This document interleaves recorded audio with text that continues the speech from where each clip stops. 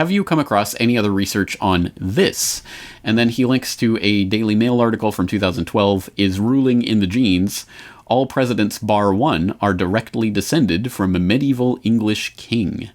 And I think the story will probably be familiar to people who've been around for a while in conspiracy circles or in the Corbett Report universe, because if I didn't play the video about this, which I think I might have, I at least linked to it at some point, or I heard it on the Media Monarchy podcast. I know I've tangentially referred to this in some way before, but let's put it on the record. Here's a video excerpt of a news broadcast on this, talking about a 12-year-old girl who discovered that, oh, lo and behold, all U.S. presidents, except for one, are related to one British king. It's a great thing for history. George Washington, Thomas Jefferson, William Howard Taft, and President Barack Obama. One young girl traced them all back to one common ancestor. They're all cousins and all grandsons of John Lackland. It's the first family tree of its kind, pouring through more than 500,000 names for months. 12-year-old Bridge Ann d'Avignon discovered that all the U.S. presidents, except Martin Van Buren, are related to the former King of England, John Lackland Plantagenet, signer of the Magna Carta in 1215. Mildred Reed is his first great-grandmother on George Washington. And on Obama, Mildred Reed is the 10th great-grandmother. It started as an assignment to research her own lineage, tracing it back to roots in France. But Bridge Ann wanted to branch out. Well, I think we just all go back somewhere. It's just a matter of proving it. She started with George Washington. But unlike other professional genealogists that only looked at the male family lines, Bridge Ann was able to link the presidents together using both male and female ancestry. Before this, historians had only been able to link 22 family trees. He kind of created a triumph of women's studies here. Bridge Ann also figured out she's an 18th cousin of President Obama, something she hopes to be able to share with him in person. I've written a letter to Obama, but I just gotten standard reply. I hope to meet the president and explain it to him. In Paso Robles, Adam Rakusin, your Central Coast News. All right, as I say, I'm sure everyone will be at least somewhat familiar with this idea. You'll probably have heard this at some point, even if you haven't gone through the research, that all of the presidents, in fact, all of the presidents, although Bridget d'Avignon, was not able to trace Martin Van Buren back to that British royal line that descends from King John.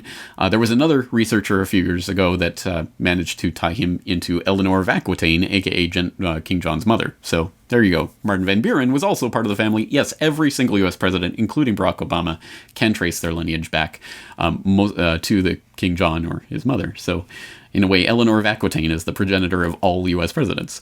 A fascinating and startling thing, to be sure, right? And so, as I say, you've probably heard about this. But it isn't only the domain of alternative media and conspiracy theory circles, quote unquote. It is a pretty well-established and mainstream phenomenon. For example, on Quora.com, there's an article up, a question up about are all U.S. presidents related to each other? And the answer is yes, and it goes through this research. Also, there is actually a political theory of presidential selection in the United States called the Most Royal Candidate Theory that was developed by Harold Brooks Baker, the director of publishing at Burke's Peerage Limited, who, at least as far back as 1988, that was the first mention I could find of it, but in 1988 he pointed out that George Bush Sr., then candidate, who would of course go on to become president, was the most royal of any American president. He had the most linkages into that royal bloodline. Interesting. So I think the insinuation there was because of that, he was going to win over Dukakis, which of course he did.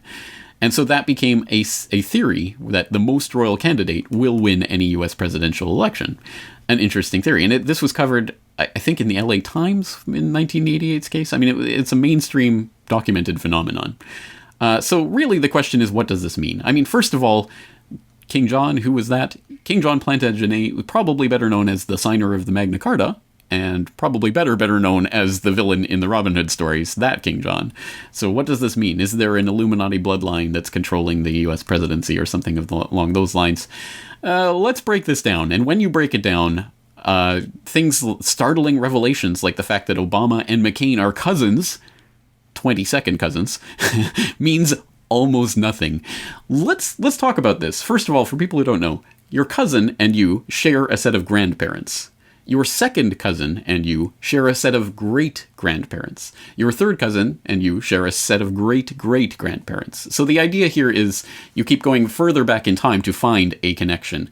And obviously, if you have great-great-grandparents, they have more descendants than your grandparents do. So there are more people who are related to you at the third cousin level, at the fourth cousin level, the fifth cousin level. So let's put these numbers in perspective. Let's go to the Brad Ideas blog at ideas.forbrad.com. He had a post up a few years ago called Everybody is Your 16th Cousin.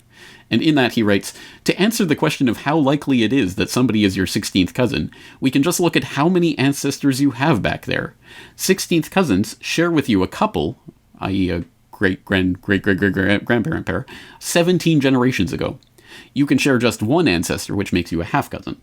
So your ancestor set from 17 generations ago will be 65,536 different couples. So you have 65k couples, and so does your potential cousin in your tree back there. The next question is, what is the size of the population in which they lived? Back then, the whole world had about 600 million people, so that's an upper bound of 300 million couples. So that sounds small. You only have 65,000 couples in your family tree going back that far, but there are 300 million couples in the world, so it's 0.02% of couples. So the fact that you and someone else, some random other person, are going to share the same 0.02% sounds unlikely, but it's part of that birthday paradox trick whereby two people in a room of 30 people there's very likely to be two people who share a birthday in any given room, even though there's 365 days and only 30 people. It's one of those types of things, so that when you do the math, it is 99.9999% likely from these numbers that someone is a 16th cousin. And there are some, like the viability of conspiracy theory model, there are some assumptions that go into this. So, for example, that theory wouldn't hold in a place like Japan, which was largely, almost completely isolated to the outside world for thousands of years and ethnographically homogeneous. So that wouldn't apply there. But for example, if you're talking to people, Anglo-Saxons in the UK, this is where you would be thinking about this. Everybody is at least your 16th cousin. Now, so let's put this in perspective then, and you can get some more examples of these numbers from 23andMe, which, 23andMe, but anyway, the numbers are the numbers. Again, you can't get hard numbers because every generation, of course, every family has a different number of children, and you just have to do some guesswork and averages, but second cousins, you're talking about a few dozen second cousins. When you look at third cousins, you're talking in the hundreds. Fourth cousins, you're pushing 1,000. Fifth cousins, you've probably got 4,000 to 5,000 of them. By the time you're back to eighth cousins, you have over 500,000 of them. So when it is revealed, Obama and McCain are 22nd cousins, what does that mean? The answer is almost nothing whatsoever. Again, let's put this in perspective. There was one researcher who tried to calculate the number of descendants that King John's illegitimate daughter, Joan, had, and he calculated it as an estimated 130 million descendants from Joan, the illegitimate daughter of King John. Again, the further back in time you go, the number of generations, there are more and more and more and more issue that come from that. So the fact that you might share some link to someone several hundred years ago, again, might be a very, very, very, very common thing and not all that unusual at all. So, take a look at, for example, there's some charts that you can find of famous people and how they're related to each other that shows, for example, George W. Bush is 11th cousins with Barack Obama, who is 8th cousins with Dick Cheney and 9th cousins with Brad Pitt. Or you have Diana, Princess of Wales, being 12th cousins once removed from Senator John Kerry, or you have Madonna, 9th cousins 2 times removed from Celine Dion, and all of these things. And when you put it all like that and connect the dots, it looks quite impressive. Look, all these people are related. It's coming true. This is either a startling proof that all of the Illuminati bloodlines control everything and they're all related, just as I expected, or a startlingly benign and expected example of what happens when you start looking at connections between human beings. That these people, it's confirmation bias, because these people are, and their family trees are being investigated because they are rich and famous and people care about them, although maybe they shouldn't. But anyway, people care. Oh, Brad Pitt, let's look at his family tree. Oh, George W. Bush, let's look at his family tree. So people are making those connections because they are looking for them. And that's an example of confirmation bias, which is why this is not such a startlingly amazing thing as people might think. But again, the proof is in the pudding. The proof of the pudding is in the eating. So, if the most royal candidate theory is a theory, does it always work? Well, in 2004, the same Harold Brooks Baker who came up with this idea, Harold Brooks Baker, who came up with this idea, he also predicted the 2004 presidential election based on the royal lineage of George W. Bush and John Kerry. And Kerry was more closely tied into the royal British bloodlines. So, Brooks Baker came out with a prediction, Kerry's going to win. And he said it, and it was covered in The Guardian and other places. Look, Kerry's a shoo-in, he's got more royal blood. Didn't work out that way, did it? So, as a predictive tool, it predicts nothing.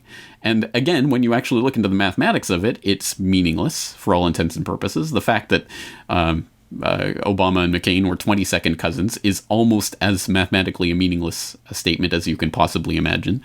So it's really not as convincing as it might seem at first glance. And I'll throw in some more links. Again, there's lots of links here for people to go explore this issue for yourself. I'm not saying that there is no viability to a theory about bloodlines and how they factor into, what the real powers that shouldn't be. But I don't think it plays out at the political presidential puppet level. I don't think they've got their genealogy scholars behind the scenes working out, okay, well, let's put this 15th cousin in here and we'll put this 7th cousin twice removed in here. Our plan is coming true. I think that's a bit cartoonish. So it's an interesting thing, but like the fact that this little girl's website is called weareallrelated.com, that might be the clue that, yes, in fact, if you go far enough back, enough generations back, we are all related. So it really is a question of how far back you go in time. And some surprising things happen relatively quickly. Even if you're going back to the 18th or 17th centuries, you're very likely to find connections with people if you bother to look for them. So anyway, I think this is one that we can I think needs a lot more elaboration. It needs a lot more to make it anything like a convincing theory of how the world really works. And it doesn't predict anything when it comes to presidential races.